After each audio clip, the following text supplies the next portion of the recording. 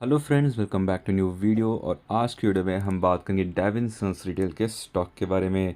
इस कंपनी का आईपीओ आने वाला है और हमने इस वीडियो में इस कंपनी का आईपीओ एनालिसिस किया है। तो वीडियो ज़रूर पूरा देखिए। अगर आप चैनल पर नए हो तो ज़रूर सब्सक्राइब कीजिए।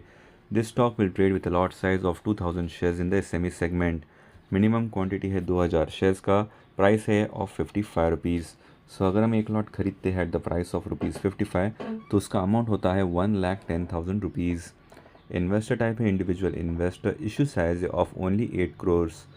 चलिए जान लेते हैं about the company. This company was founded in 2022। It makes readymade garments and distributes FMCG items like biscuits and drinks.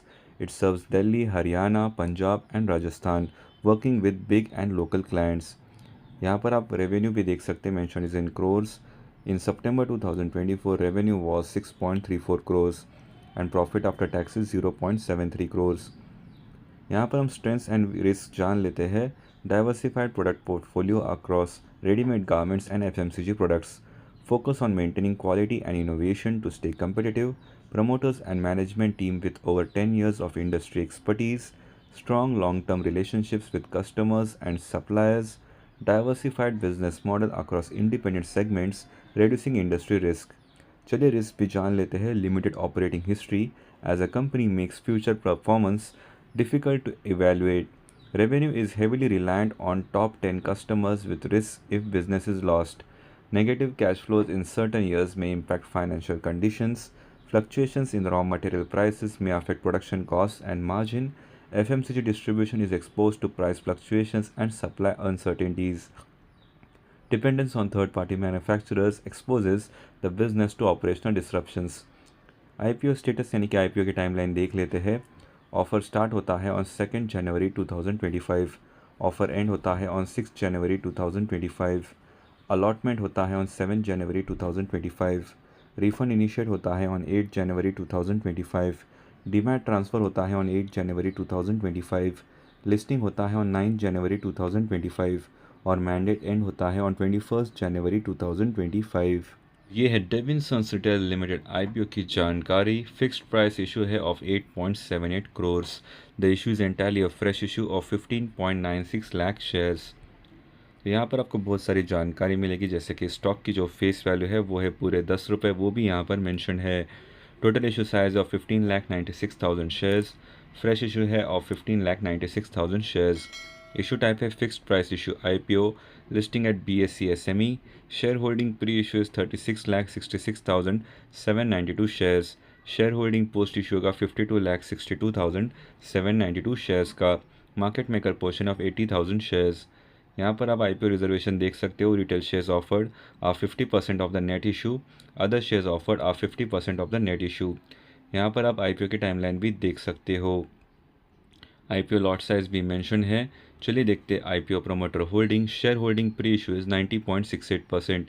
Share holding post issue का 63.18%. चलिए जान लेते हैं about Davinsons retail limited. It was incorporated in March 2022. Davinsons Retail Limited manufactures and designs a wide range of high-quality ready-made garments, including jeans, denim jackets, and shirts for other brands. The company also has two business verticals: manufacturing of ready-made garments to job work basis and distribution of FMCG products. Company के financials हमने आपके साथ already share किए थे. की performance indicators यानी कि KPIs देख लेते हैं. ROE is 49.41%, ROC is 54.52%, RONW is 29.58% और पैट मार्जिन है 12.25. IPO पेयर कंपैरिजन देख लेते हैं. प्री IPO EPS यानी कि अर्निंग्स पर शेयर है 4.47 rupees.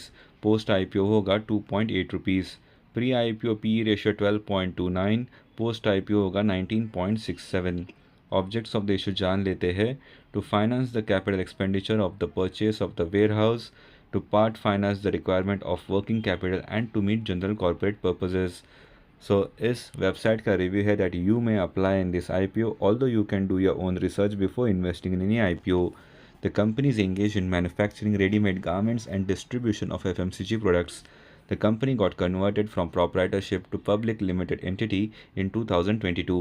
It posted growth in its top and bottom lines for FY24 and FY24. Based on recent earnings, the issue appears fully priced. Small equity-based post-IPO indicates longer gestation for migration. Well-informed investors may park moderate funds for long-term and medium-term. Well-informed investors may park moderate funds for medium-term. So ये था हमारा IPO analysis of this company.